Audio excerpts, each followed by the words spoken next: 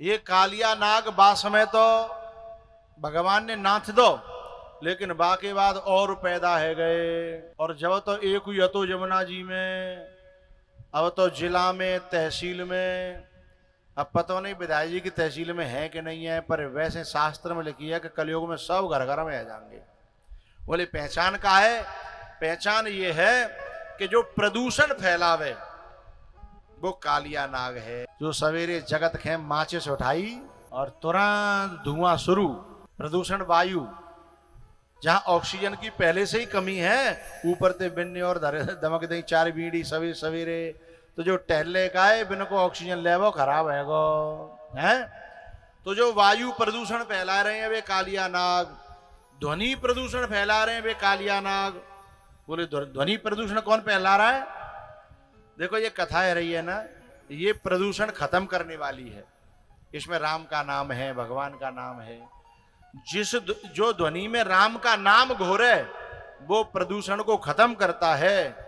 और जो ध्वनि में गंदे गंदे शब्द फेंके, खुद फेंके और मायकते और डीजे ते फेंकवावे हैं, क्योंकि सुबह जगते ही तुमने जो सुन लिया, तुमने जगते ही सुबह जो सुन लिया वो पूरे दिन दिल में चलता है। एक दिन में मैं गांव में कम ठहरता हूं, अब कथा होगी बातें कम से कम 10 किलोमीटर दूर, कोई ढूंढ नहीं ले। उसके बावजूद भी कभी कभी गांव नजदीक होता है तो बच्चे सुबह सुबह जन क्या वो बजाते हैं, ट्रैक्टरों में लगे हैं डीजे, और डीजे भाई बजा देते हैं। तो एक दिन मैं बाथरूम में नहा रहा हूं, और नहा रहा हूं तो मैं मन में कछु चल लो गीत हो, लेकिन मैं समझ में नहीं आ रही कि चल का रहा है। जब मैं बाथरूम से बाहर निकलो तो जो बाहर चल लो का हो वो भीतर चल लो मेरे, तब समझ में आई कि ये कितना प्रदूषण फैल रहा है। तो चल लो का होता है बता ना सका तुम्हें, वैसे बता भी सकता हूं, मेरा क्षेत्र है। वो चल रहा था कि मुन्नी बदनाम हो गई।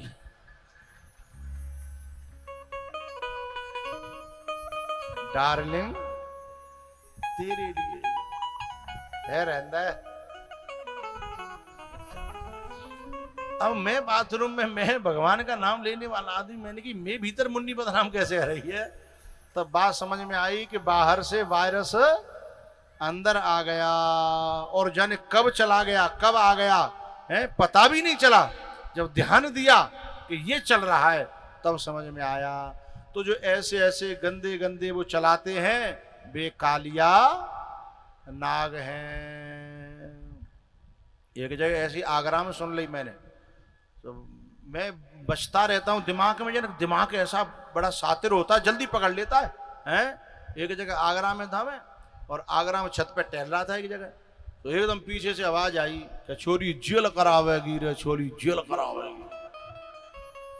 और मैं आपसे एक बात कह देना चाहता हूं, अपने मुख से निकले हुए शब्दों पर जरा ध्यान रखना। यदि किसी अच्छे मुहूर्त में कोई अच्छी वाणी पर सरस्वती बैठ गई और तुम्हारे मुंह से जो शब्द निकल गया तो जीवन में कभी कभी सही हो जाता है। तो सोच समझ करके ही शब्दों को निकालना है। अब जो सुन सुन के जो गायरो है तो कहा वाणी सत्य है, तो क्या होगा? दिन में 6 बार, 12 घंटे में 6 बार जिह्वा पे सरस्वती बैठती है, और उस समय से मुंह से निकले हुए शब्द सत्य हो जाते हैं। और सरस्वती को बैठ वो भयो, और तुम्हारी जीभ पे तो जेल आ गई है, वो भी खुद के लिए संबोधन कर रहा था कि चोरी। अब वो जीभ पे बैठी सरस्वती और तुम्हारी मौतें निकलो तो परिणाम क्या आएगा? मामला गड़बड़ हो जाएगा ना। तो ये कालिया नाग हैं जो गंदे गंदे शब्दों का उच्चारण कर रहे हैं, ठीक है। और सबसे खतरनाक कालिया नाग कौन है? तुम पूछो तो बताऊं नहीं, रहने दूं है। सबसे खतरनाक कालिया नाग है जो वैचारिक प्रदूषण फैला में, माता पिता के बीच में दरार डाल दें, भैया भैया के बीच में दरार डाल दें, बहन भैया के बीच में दरार डाल दें, बाप बेटा के बीच में दरार डाल दें। वे जहर ही तो फैलाते हैं दिमाग में, हैं कि तेरा बाप ऐसे बाप होता है कहूं, ऐसा भैया होता है कहूं, हैं। ऐसी उनकी लच्छेदार भाषा होती है कि आदमी यूं लगन लगता है कि बात तो सही कह रहा है। क्योंकि जो जहर घोलते हैं वो जहर बता के नहीं, अमृत बता करके वो जहर घोलते हैं। तो सबसे खतरनाक कालिया नाग हैं वे। और उन चुगलखोरों को न तो परमात्मा क्षमा करता है और न प्रकृति और सिद्धांत क्षमा करता है। उनके फनों को तो भगवान एक दिन बुरी तरह से कुचलता ही है। और मेरा भी कहना है व्यासपीठ से कि कोई दीन दुखी पिट रहा होए तो तुम्हें दया आवेगी कि नहीं आवेगी? तुम बचाओगे और बचाना भी चाहिए। दीन दुखी पिट रहा होए बचा लेना चाहिए। काऊ पे कोई गलती है गई होए तो पिट रहा हो तो बचा लेना चाहिए कि चलो भाई छोड़ देगा। लेकिन एक गलती करने वाले को कभी नहीं बचाना चाहिए। पूछो तो बताऊं, बोलो हैं? गा के बता रहा हूं।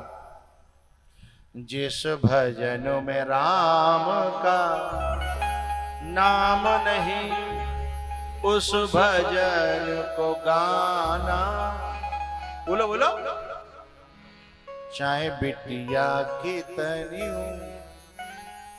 प्यारी हो फटा जींस दिलाना ना चाहिए।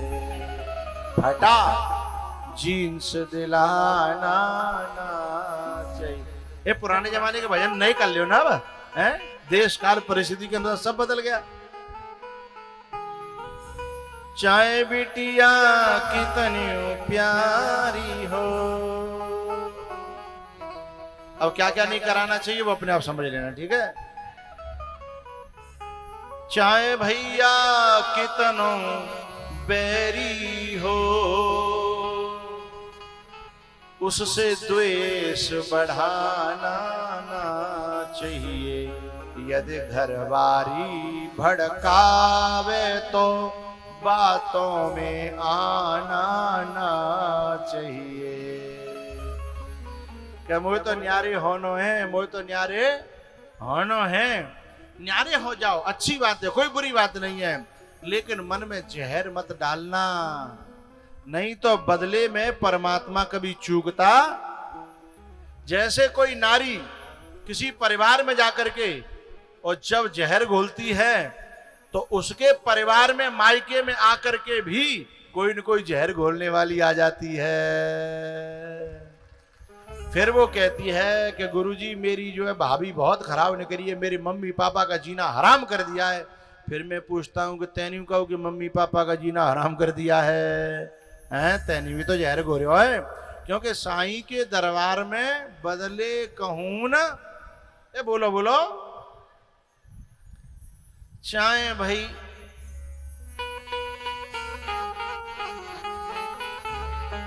चाहे भैया कितनों बैरी हो उससे द्वेष बढ़ाना ना चाहिए।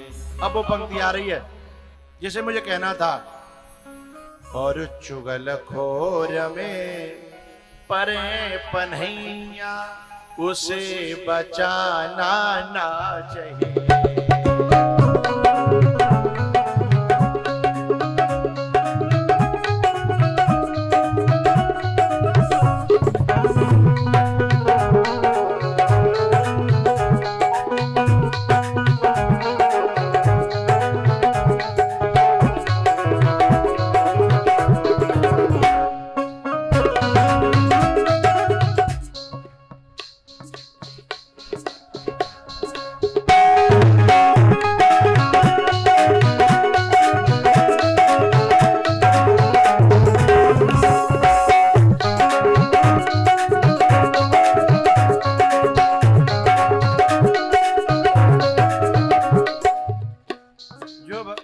भगवान की कथा में ऊपर हाथ करके ताली बजा रहे हैं। भगवान उनकी मनोकामना पूर्ण करना, उनका भला करना, उनकी भैंस खूब दूध देती रहे।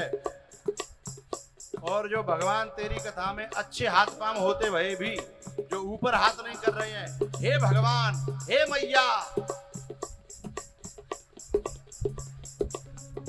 हरि बोल।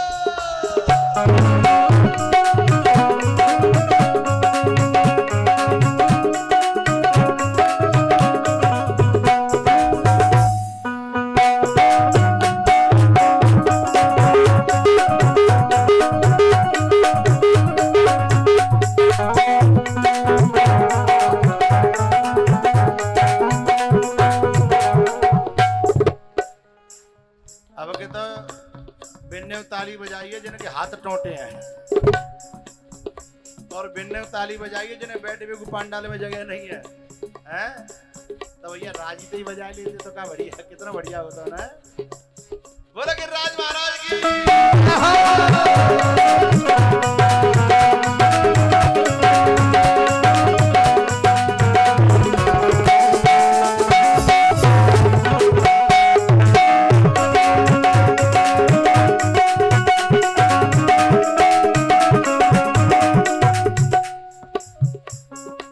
लंबा करेगा और दूसरी दुनिया के हाथ दुखेंगे रात में तो गाली तो मोह देंगे ना।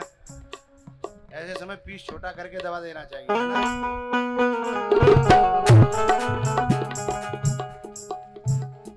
लास्ट बात मुझे क्या कहनी थी? चुगल खोर पे परे पनैया, क्या नंबर की? 9 की नहीं 10 की परे तो कोई दिक्कत। चुगल खोर पे परे पनैया, उसे बचाना ना।